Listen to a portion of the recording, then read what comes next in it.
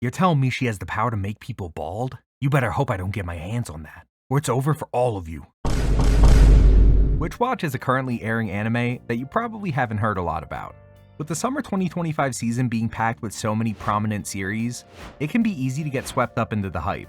My first thought when seeing this series was, oh, why would I watch this when there are so many other series airing right now? But after delving in a bit, I was pleasantly surprised by just how funny and enjoyable the show is. But before I get too into that, let me tell you a bit about what Witch Watch is all about.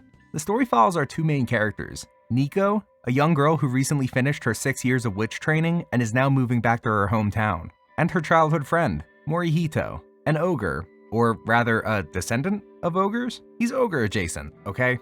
Who Nico chooses as her familiar, straying away from the typical animal familiar trope, and opting for a person instead. Initially, Morihito is super opposed to being anyone's servant, but comes around after learning he doesn't really have a choice in the matter, as he'll be turned into a strange animal creature if he disobeys a witch's command. When put like that, it sounds pretty dark, but it's not, I promise. Before accepting this role, he also learns of a prophesized disaster that's set to befall Nico within the next year, and that her familiar will be the one to save her. Since Morihito cares about his childhood best friend, he's inclined to accept. He doesn't want to see his friend get hurt. Shortly after this witch/familiar relationship is established, it's also revealed that Nico will be living with Morihito in his family's house, as her mother is still in the witch's holy land. Stick with me here though, because while this setup sounds incredibly stereotypical and kind of awful at a glance, it's really not that bad. It's used as a setup for gags rather than some egregious excuse for fan service. As a matter of fact, there's very little fan service in this show at all, focusing on silly situations rather than thirst trapping the two main characters. We really get to see our protagonist's personality shine through, with Morihito being the more reserved and rational one, and Nico taking on the role of the outgoing troublemaker. They're on opposite ends of the personality spectrum, but they mesh well together, a clear chemistry being seen throughout the runtime, making for an overall hilarious and endearing experience. And that's the premise of Witch Watch. I was pleasantly surprised when I first started watching Witch Watch. It's not a show I would typically find myself watching.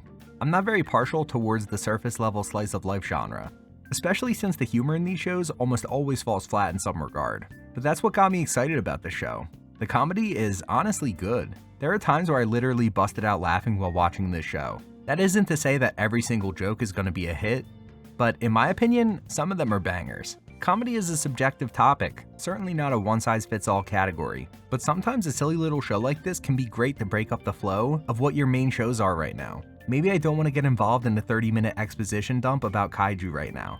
Maybe I just want my MC to turn into a piece of paper and get stuck between a wall. On top of the comedy being solid, the show is pretty light on the romance when compared to other shows in the genre. And when it is there, it always matches the fun and lighthearted tone of the show.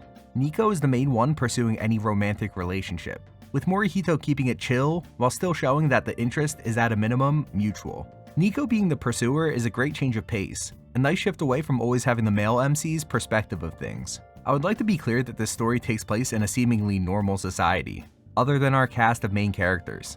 People are surprised when they encounter our MCs and their crazy supernatural powers. However, at the same time, nobody really makes a big deal out of it. People just kind of accept it, think it's pretty cool, and move on, which is a great way for the show to handle this. If it isn't going to be a problem, then why make it one, you know?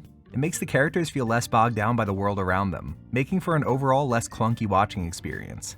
At a glance, Witch Watch is a show you probably wouldn't put much stock into, thinking it'll be just another bygone series that won't see much success. But while niche, I do think the show has the capacity to be some people's favorite. Do I think this show will change anyone's life? No. But I do think it's a great refresher for those of us who need to turn our brains off for a minute and just enjoy something. With the lighthearted tone and the surprisingly crisp animation, it's hard not to like Witch Watch. And I think if you give it a shot, you'll probably like it too. Hey everyone, I just want to say thank you if you made it this far into the video. I really appreciate it.